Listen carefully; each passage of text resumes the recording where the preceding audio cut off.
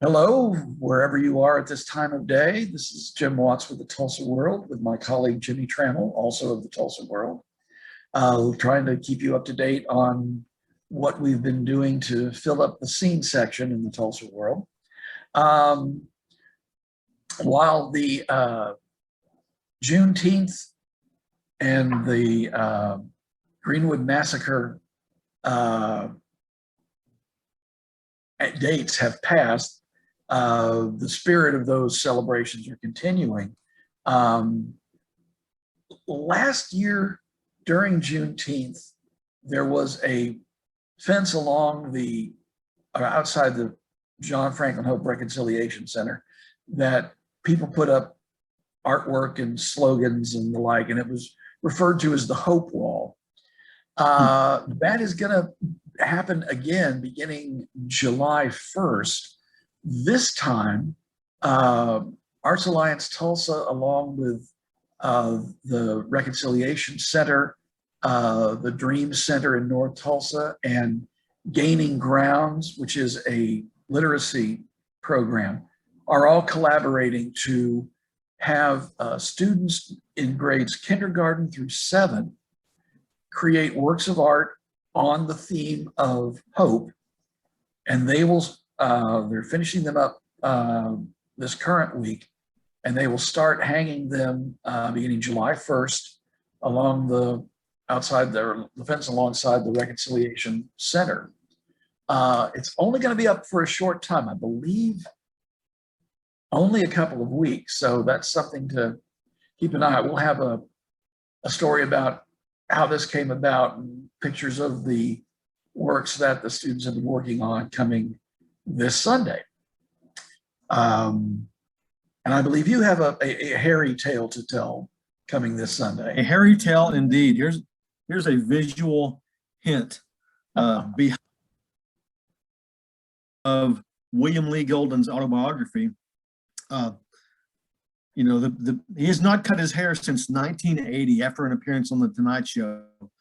Johnny Carson did not like what you would call rock acts, so he cut his hair for Johnny Carson and has not cut his hair or his beard since then. William Lee Golden obviously is the bearded member of the Oak Ridge Boys, who are forever connected to Tulsa through Jim Halsey, who has managed the Oak Ridge Boys since I think 1975, which is, you know, it's a pretty good stretch. Jim's 90, still manages the Oak Ridge Boys.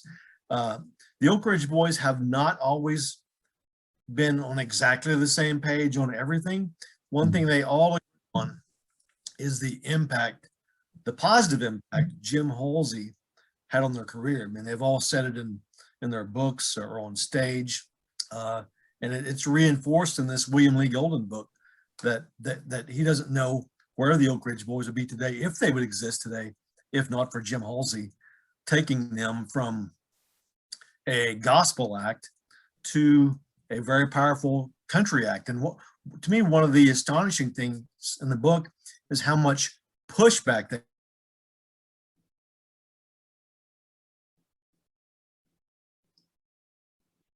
to country music. I mean, it was I'm sorry, Jimmie, you kind of froze up there. You said the amount of pushback, and then we lost you for a minute.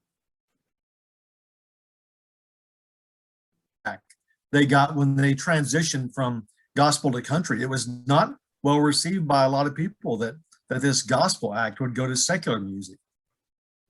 And if I remember correctly, their first non-gospel single kind of laid it out there. I believe it was the "Y'all Come Back Now" saloon. Yeah, there is mention of a saloon in that song. Was the late night benediction at the Y'all Come Back saloon, and then after that came Elvira, and that exploded everywhere.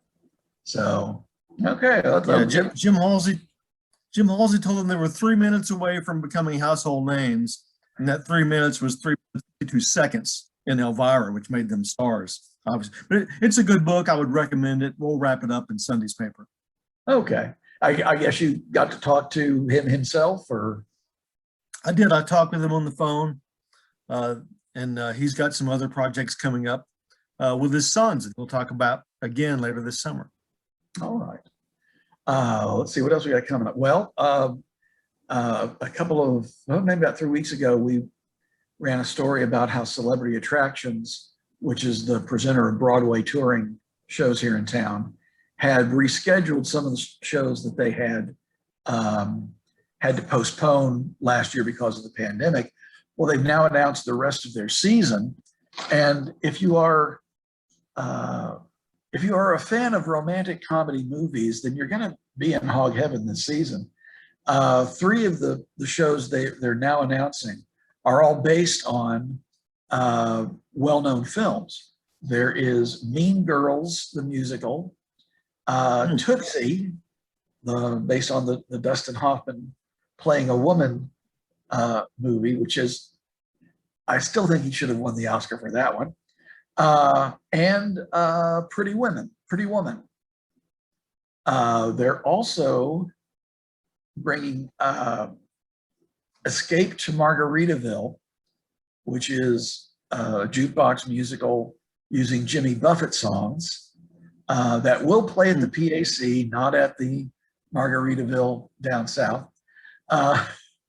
And Hades Town, which is a reworking of the Orpheus in the Underworld myth, trying to bring his wife back from the underworld. And as a special bonus I think it'll be in July next year, they're going to bring the new version of Oklahoma that opened a couple of years on Broadway and created a huge amount of controversy as well as a huge amount of praise, because it's a very dark take on this story that is, and it's also very stripped down. The way they did it in Broadway, it was in a relatively small theater with many of the actors playing the instruments. And one of the odd things is at the beginning, they bring out a line of slow cookers and set them up around the stage. And during intermission, the cast would be serving the audience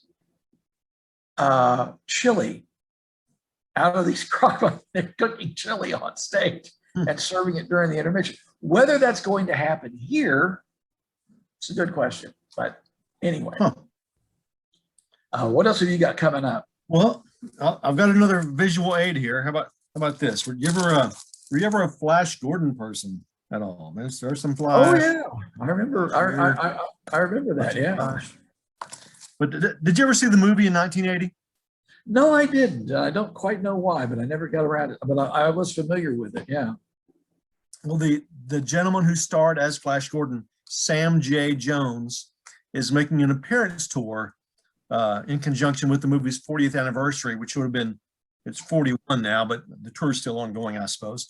But conventions, Comic Cons got shut down during COVID, so he's on a solo appearance tour that will bring him Friday to Shadow Mountain Comics in Tulsa, Saturday to Deadlift Collectibles in Edmond, Oklahoma.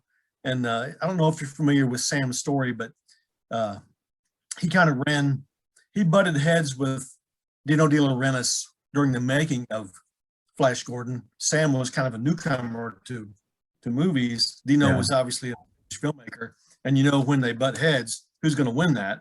It's Dino De Laurentiis. So Sam has had an interesting life after Flash Gordon. And there's actually been a documentary made called Life After Flash that will tell you about his experiences. It's streaming, people can find it. His experiences after Flash Gordon. And when the phone calls stopped coming for acting jobs, he actually got a job in high-end security, providing security for people as they go into Mexico and some high-risk areas. And I told him, I said, well, who wouldn't want to be? I talked with him on the phone. I said, be protected by Flash Gordon. And he said, actually, it's kind of the opposite, that most people who hire him just know him as a security guy and not as an actor, because if they knew they were hiring an actor, they might not be so confident in his security skills. But that's a point. He's a humble guy because of his experiences. To quote him, he had to learn to get over himself, and therefore in one-on-one fan encounters, he's very good with people. I've seen him firsthand at conventions. So you can, like I said, you can see him Friday at Shadow Mountain Comics beginning at 2 o'clock through 7:30, Saturday at Dead Left Collectibles in Norman. And I believe he's sharing testimony Sunday at Hope City Church in Oklahoma City. So 3 chances to see Flash Gordon this weekend, if that's up your alley. And The Mandalorian, Gecko the Bounty Hunter from The Mandalorian, I should say, will be at a store called Impulse Creations on Saturday. So that's kind of the new thing, is these guys are going out instead of being on the convention circuit. They just kind of go on their own little tour of places like Lou Ferrigno a couple of weeks ago. And that's probably easier on everybody in some way. You get to pick where you want to go, and you can group several small events rather than having to wade through something gigantic like Comic-Con or whatever. So, okay. Let's see what else. We will be revealing the look of the new Gilcrease Museum. They are holding a event to announce and show the artist renderings of how Gilcrease is going to look. Remember that the museum itself is going to close July 4th, and will probably be closed at least for a couple of years as they completely raise the current site and build an entirely new museum on the present site. So that's something to look forward to. And Tulsa Opera announced its season. They're going back to the ballpark for their first show. They're doing Puccini's comedy Gianni Schicchi, which may also be in a baseball theme the way they did Rigoletto. And then later on, they're doing Tobias Picker's Emmeline and a version of Richard Strauss's Salome, inspired by the biblical story of John the Baptist. That is going to allow for audience members to be on stage and participating in the show as it is set during a party. And so depending on what ticket level you buy, you might be able to sit there, eat and drink and watch the opera up real close.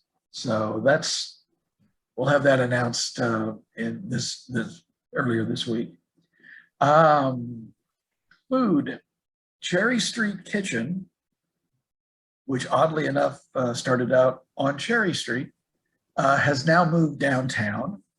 They are at 5th and Boulder. Right now they're doing breakfast and lunch, but they are considering later night stuff because this location has a full bar, and they're wanting to see about doing downtown happy hours, and we'll get all that for you in the coming days. So I think that wraps up about all I could think of. What have you got coming up?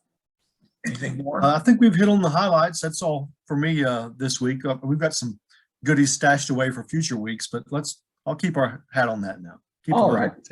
Sounds like a plan. Well, in that case, for Jimmie Tramel and myself, this is Jim Watts wishing you a pleasant day, and we will gladly see you later. Goodbye. For more information, you can visit tulsaworld.com.